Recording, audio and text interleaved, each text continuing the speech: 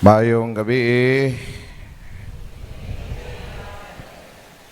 ngadto sa kang Father Jojo atong kauban o sa pangalagad sa Misionero Sagrado Corazon nagkura paruko dinhi oban sad ngadto kang Father Ramil no basinaras Father Ramil diha.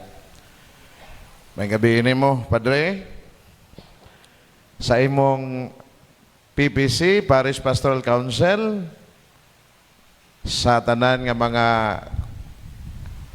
covenanted communities, mga mandated organizations na agaron dinhi, mga devotees sa atong mahal nga inahan sa kanunayng panabang, mga parokyano og atong mga kauban gikan sa Our Lady of Fatima Pusok, Our Lady of Fatima Parish, Barangay Pusok o Barangay Ibo. Duha ang coverage nga barangay sa among parokya didto. O mga kahigalaan o mga dumodoong nga mianhi. Nining ikawalo nga adlaw sa pagnobena alang sa kapistahan sa atong mahal nga inahan Maria, inahan sa kanunayng panabang. Osbon ko, maayong gabi kaninyong tanan. Tungod kay kusog man ang inyong tubag, busa, nagpasabot nga buhi kita sa atong pagtuo. Amen? Og tungod ni ana usab atong tagaan ang atong mahal nga inahan Maria, inahan sa kanunayng panabang, og tulo ka, Viva Maria! Viva Maria! Viva Maria! Uy, nahinay may ikaduha, oy. Viva Maria! Viva Maria! O kadto gitingob ninyo. Pwede ra dayong tato sa palagpakan sa mo mga igsoon. Onya atong tingbon ang palakpak ang Mama Maria og sa atong Ginoong Ginoo sa Santissima Trinidad, Amahan, Anak ug Espiritu Santo. Maigsoon ko diha kang Kristo. Sa pagsugod sa akong pamalandong karon, atong ibutang sa tunga-tunga isip atong giya kining tema karong adlaw. Si Maria modelo sa pagkamapugnanon sa kaugalingon. Mao ni siya ang atong tema. Na magunahuna tingali mo dapiton ko kamo sa pagunahuna unsa man ang mga kanang higayon nga ang tao makapugong siyang kaugalingon. Unsa man ang mga panghitabo nga angay pugnan sad. No? Na may mga panahon nga dili kinahanglan magpugong. Amen? Pero na mga panahon sad nga kinahanglan ta magpugong. Sige, sa inyong huna-huna o sa inyong kaugalingon, unsa man kay inyong kanang mga hitabo nga angay mo magpugong. Sige, ay huna-huna lang pud usa na ninyo, no? O si Maria usab sa diha subay sa mga salaysayon sa atong ebanghelyo, unsa man pud ang iyang gipugnan sa iyang kaugalingon. Kiningon mamo nga modelo sa pagpugong. Nganong ningon mamo nga modelo si Maria sa pagpugong kung wa mo masayod unsa iyang gipugnan? Nasayod mo unsa gipugnan niya? Hala nung utanang pari. Bitaw. Kinahanglan masayod ta unsa ning pagpugong ni Maria sa iyang kaugalingon suma sa atong mga nadungog nabasa diha sa Balaang Kasulatan. Aron nga kun ato siyang sundon nga siya mapugnanon sa atong kaugalingon, nasayod kita unsa ang mapariha-pariha nga sitwasyon sa atong kaugalingon nga makaingon ta na isama pud ako kang Maria. Mahimo nga pugnan pud nako akong kaugalingon. Amen. Pero kung magsugod ta sa atong kaugalingon, sigurado mga igsoon nga daghang gay mga panghitabo, mga panahon, mga yugto nga angay tang magpugong sa atong kaugalingon apan wa nato napugnan. Amen? Okay nga naman ang daghan man tao sa ikumpisal pud na sala. Dre, wa ko kapugong og kaon, murag luto ni gyud to siya. Wa ko kapugong sa pangatol sa akong tiil, busa naglaag-laag ko. Sa santayan na. Sa daghang gay mga panghitabo sa atong kaugalingon nga makaingon ta na, sus kadaghang mga butang wa nako napugnan. Pero og moingon kita, og modawat kita, isip devotees, no? Ni Maria atong inahan sa kanunayng panabang, nga siya mapugnanon siyang kaugalingon, modelos siya o kangay siyang sundon o siya sulundon nato. Unsa man dayang gipugnan nga pwede natong buhaton sa atong kaugalingan. Sus, introduction pa ito, marag uska oras naman. Mag-amin na lang ko, bitaw mga igsoon. Karong adlaw, gikan adtong Miyerkules man siguro, diya sa Kapitulo 5 sa Ebanghelyo ni San Mateo, ang atong Ginoo nagpasabot na sa balaod. O kung sa ang pagpanuman ni ini. O busa karon nakadungog ta sa mas kanang detalyado pa niya nga pagpasabot kabahin sa balaod sa kaminyoon o kasal o kanang panagbulag. Pero mga tries na diya sa Kapitulo 5 atong nadungog sa milabay nga mga adlaw sugod atong Miyerkules yata nagisgot na siya nga kabahin sa balaod kung unsa gyud ning balaod unsay implikasyon sa atong kinabuhi. Ang kasagaran nato nga tan-awon ang tao nakasala sa balaod kung naay proof of evidence. Unya ang kasagaran mga proofs nato makita nato sa mga lihok, mga buhat og iyang gibuhat og iyang gisupak. Mao na kasagaran. Pero ang Ginoo nagtudlo nato nga ang pagsupak sa balaod magsugod na daan sa atong gibati o sa atong ginahuna o sa atong gipumulong o dito na pag-igo na sa atong ingon kay sakit naman ang buot o di kung sakit sa buot nabugna na nanglagom na kay nanay gibuhat ang tao. Unya ang atong sugdan na usahay diha ra kutob sa external sunsay atong makita. Pero ang Ginoo ingon siya na sus. Sa una, ingon ang katong miaging adlaw, no? Sa una, og makapatay ka, nakasala na ka. Oh? Pero karon, masuko pa gani ka, nakasala na ka. Ingon siya, di ba? Karon, masuko pa gani ka, nakasala pa ka. Maghingalan pa gani kag dautan nga pulong sa imong isig kayo, nakasala na ka. Pwede na ka maimpirno. May ko nagkakbuang, pero ekspresyon na ba yan ang buang karon? May impirno na ka, na ekspresyon naman itong imong pasabot sa imong gigamit ka pong. Halo? Magbantay yun mo, ana. Iyon ang Ginoo nga, ang sala nga makapaimpirno nato, di lang magsugod sa ebidensya, nga gibuhat sa tao. Magsugod sa iyang gibati. O diyan nga itong gibati, dili lang padang basihanan. Bantay ha, ang pagbati walay timbangan. Apan ang iyang hunahuna mao ang timbangan. Kay may hunahuna kita sa iyang amo nga mo. Unsa man imong gibati nga grabe mang-urot-urot ang imong kasuko. Grabe urot-urot imong kahigwa o sa imong kahiubos. Imong sakit sa buot. Kanang hinanikisyon nimo hinanakit. Unsa may atong buhaton? Unsa man gusto nimo nga isumbag na sa katong imong nasukan o kanang pugnan nimo imong kaugalingon. Bantay na adiha sa hunahuna ang balancing. Naa sa imong hunahuna ang pamalandong. Pag kanang timbang-timbang kung sakto ba ang imong buhaton sunod ana after ka masakitan. Ha? So mahimo nga ang atong hunahuna magtintal nato nga way pugong-pugong ni, way break-break ni. Mahimo sa atong nahuna nga, pungan lang siguro nato, oy, basi mo abutas barangay. Di ba? Ana na siya. So sa imong gibati, sa imong gihuna-huna, usahay ma-influensyahan po ang hunahuna. Kung sa imong gibati, maura sa dangiyang huna-hunaon, matay na sakitan madyo gusto kuron na, mangdapat yun kuron. Wa na'y lain room for other things nga atong i-consider sa atong hunahuna, pamalandong, pagtimbang-timbang. So manang may tabo yun ng musulti na kagbati. O hunumbag na ka. Ano na siya? Di ba? Gihikan sa imong gibati, sa imong gihuna-huna, ngadto sa imong gipamulong. O ana na dayon. Mana siya? Nagpahinom daw nga atong Ginoo nga ang sala, dili lang diya sa mga buhat nato makitaan. Dili lang diya sa mga pulong nga gipanulti. Ato sa makitaan nga magsugod sa atong kasing-kasing. Bosa, ego pagani ka na hiubos, panaminin ang daan kung sa'y resulta ana. Kay basin, kay ubos tuod na, kay napasakitan kag istorya sa imong isigaingon, Apa nang imong kahiubos basin pod og mubaos pod nagpasakit ngadto sa imong isig kaingon. Karon kinsa may nakasala ni ana? Maingon dayon si Eva nga ang imong bitin nga gibuhi-buhi dire.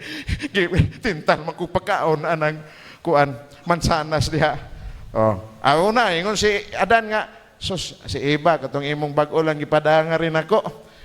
Mao'y nagpakaon ako sa mansanas. Pagpangutanas Ginoo kang Eva, ang bitin manggod iya man kong tintal.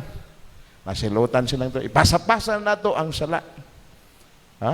So, makasulti lang kag kuan, maka-feel lang ka, makasulti kag di mao, og samot na, og imong ipaubos ang uban. Imo silang kanang katubitaw ingon nga, imo siyang look down ang uban. Kanang mayon ka nga, buang man ka, looking down man na, discrimination man na sa music kaingon. Buko man ka, ya ikaw bright ka. Hello? Naay mga butang di nato masayran, murag bugo punta sa atong kaugalingon, na po yung mga butang na atong isayran og murag bright punta. Murag ang matagusan nato mo na ang pinaka unique nga kanang part sa atong existence. All of us have our own kanang skills, our expertise, our talents, but all of us have our own lackings as well. Not only we can find satisfaction or fulfillment from the existence of others beside myself. Amen? Bawbitaw na kanang magminyo gini si Inday o si Dodong magminyo gid na. Okay, murag ipahilo na ginas Ginoo. Nga ngiyang binuhat magkinahanglan sa usag-usa. Yan ay kanta nga, no man is an island. No one is an island. No one stands alone. Mabuhi ka mo, ka na maginusara yun mo. Mabuhi tingali, pero ka nang mugot. Hello! Mayon magita, oh, mabuhi na ko, bisa maginusara ko, padre. Oh, kanang lang yung pagsulti daan karon o muhundang kang sulti, mugot mang purma sa imong naong. Kaya makalipay nato, mao nang pagkakita nato nga doon natay sama ka nato, kasamahan, kauban nato sa atong kinabuhi sa atong panaw. So mao na pud ang tumong sa Ginoo nganong iyang gipadala si Eva. Dili lang aron pagtintal kang Adan, kundi aron pud si Adan happy. Happy ba mo karon? Murag unya pa kumahuman aning santos nga joke bitaw. Samado, ang atong Ginoo nagtudlo nga ang sala di lang nato makitaan sa atong gibuhat nga sayop. Kundi magsugod sa atong kasing-kasing. Mao na ang background karon sa atong panabot niining pagtulunan sa kaminyoon. Nga nagsugod pamanggod na diya sa imong katong naghilas-hilas ka, nakakita kag kanang hamis kay kuan paa nya na anak kay asawa. Nangambisyon pagyog ka. Hello. Oh, may nga man Ginoo, diha man gud na nagsugod good nga. Unsa man pud ning tawo pud nga maka-appreciate man pud sa binuhat sa Ginoo. Oh, unsa kaning tawo nga maka-appreciate sa creation ba no sa Ginoo. Mano usahay man na, sus kanindot ana niya, sus kagwapa kagwapo. Pagbantay ang sunod ana basin sala nana. Ang first nga appreciation okay pa. Pero the next step will be kanang basin struggle na siya. So man na siya nga, nakikbuwag na lang yung bana kay nakakita siguro lain. Hello? Sige, unsa man dayon yung hinungdan nga, makikbuwag man mo. Ay, wa makauyon, nag-away mi ready, nagunana na mo makuhaan ma-resolve. So tanawa, daghay mga reasons, nga no may tabo ni sa atong kinabuhi. So kanapod kanang pagpugong sa kaugalingon, daghan po yung mga okasyon, diin kita, mahimo nga makapugong, diin usab kita, mahimo dili makapugong. Pero nga nung magpugong mangyod ta, unsa may rason? Taga ikog rason nga, sakto, aron magpugong mo. Tanan mga parokyano diri sa Mother of Perpetual Help, sa Babag, kinahanglan mapugnanon mo. Hello? O kay nga nung ningon mo nga, sulundon si Maria nga mapugnanon sa kaugalingon.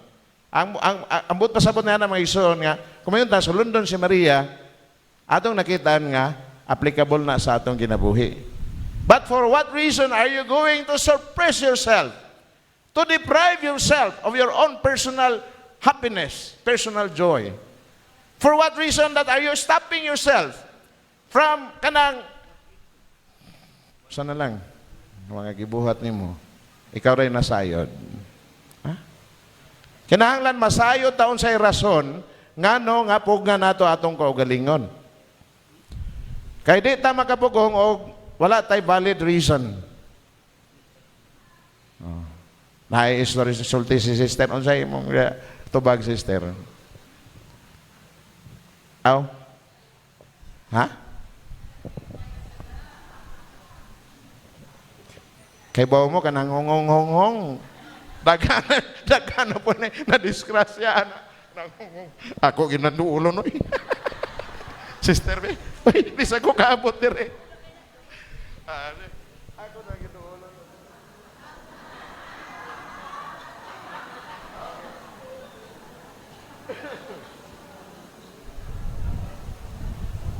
Sige, ang wa kadungog tag-ana unsay tubag? Ha? Paglikay sa sala, dili pikas. Tapos, maka-appreciate ko sa inyong mga kulites kay nagid sila sa gawas, no? Dili ni sila magtabi during the mass, no? Kaya na sila sa gawas. Palakpakan ang atong mga kulites. Kay bao mo, unsay wisdom ana? Kung mag-serve ta sa misa, dapat nag-attend ta sa misa. Pero some churches are still not aware of that. Nga kung ila lang ipondo ang ilang mga kulites dito sa likod, mahuman lang mo misa, pagpangutanan na mo unsay sermons pare, di katubag. Hello? Kaya di maminaw, magtabi hangtod mahuman ang misa dito sa likod. Kabantay ka na pa dito. So na siya, maintain yun kayo. Manang na-appreciate na ko na. Hopefully, ato na siyang ato nang ma-apply dito ha sa atong parokya. Ana na siya. So, ngano man nga, magpugong man ta, kay aron di makasala, kay aron maglikay sa sala, diha, unsa may inyong tubag? Unsa man ni sala, nga likayan man nato, makapatay na. Ang uban anak, lami man. Hello? Di ba? Kaya yung sala, matay na yung sala. Lami man gining sala, pero makasagod gahapon ta. Tinuod. Katong mansanas na yun, sa nagtuo mo ato, parat. Katong mansanas dito sa hardin, ngagi panintal sa bitin ngadto kang iba, nagtuo mo para to siya. Hello. Lami to siya. Sa tanan mga prutas dito, lami itong mansanas. Busa, unsa na to pagpugong kung ang sala lami. So, magpugong ta kay aron di aron paglikay sala aron di makasala og aron maglikay sala. Diri pikas. Hadlok man day mong sala. Dili na siya valid pa. Di para nako dili pa bugat ang rason ngano maglikay ta sa sala. Kung maura na nga aron di ta makasala. Oh. Kung maura na aron nga dili pikas ang mga tanat aning choir nagapusok man ni sila. Unsa inyong unsa inyong rason nga maglikay man mo? Oh, magpugong man mo. Ha? Ay kusge po na, oy, tagapusok baya mo. Kusog baya ang tingog sa inyong pari. Hello? Ay, imperno, tanawa. Mahadlok sa imperno. Okay, kato ganing, may ubos pa ka, magyugot-yugot pa ka, kato makasulti pa ka, di mao sa imong isig kaingon, katong kaingon ka nga buang, ingon ang Ginoo nga, posible maka-imperno pa na nimo. So na siya, unsa kay rason, no? Gikan kang Maria unsay rason? Ang tanan nga iyang nadungog katong 12 anyos pa ang bata nga si Jesus. Sakit na to sa iya. Ningon ang balaang bata, ngano nita mo muna ko nga sayon mo nga ani ako sa balay sa akong amahan. O kinsa man tawhana, mura magdako manulti. Pero ang inahan wa gyud siya nag supak unsay gisulti sa bata. Iyang gihambin to, pero nagtuo mo, kung kamoy sultihan na to, malipay mo. Hello? Kung kamoy gisultihan, murag insulto sa inyong anak, 12 anyos, malipay mo ato. Ukuha siguro mo glato, siguro, mamunal siguro mo dito, mawawan pa itong inyong anak. Pero iyang gipugngan ang iyang kaugalingon. Kay wa pa siya makasabot sa tanan. Iya tong gihambin. So, on more practical interpretation kang Maria, mayingon ta nga, wa pa kay kakasabot, pugi sa imong kaugalingon, oy. Kay basin wow mali ka. Di ba? Sabton sa nato, aya ta mo hatag og ato ang reaksyon o atong opinion. Karon sa Facebook, dili naman kinahanglan sabton. Importante, engagement. Ingon sila, engagement is the key. Kabantay mo anak, kinsa may mga creators dili taas kamot. Ako creator po ko. Kinahanglan ko napulo ka followers karong adlaw aron mo pasar sa challenge. Anyway, sa Facebook, engagement is the key. Unya na lang ng pagsabot sa system. Digay ka mo engage, mamula ang imong dashboard.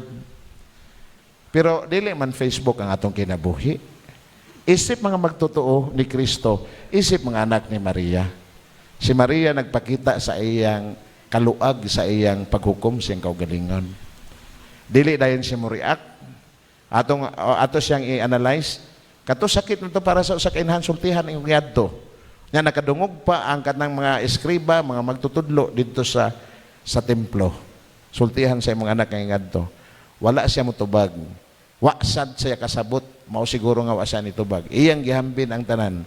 Hangtod hinay-hinay iyang nakitaan unsa kadako ang anak nga iyang gipanamkon diha sa kingharian o sa langit.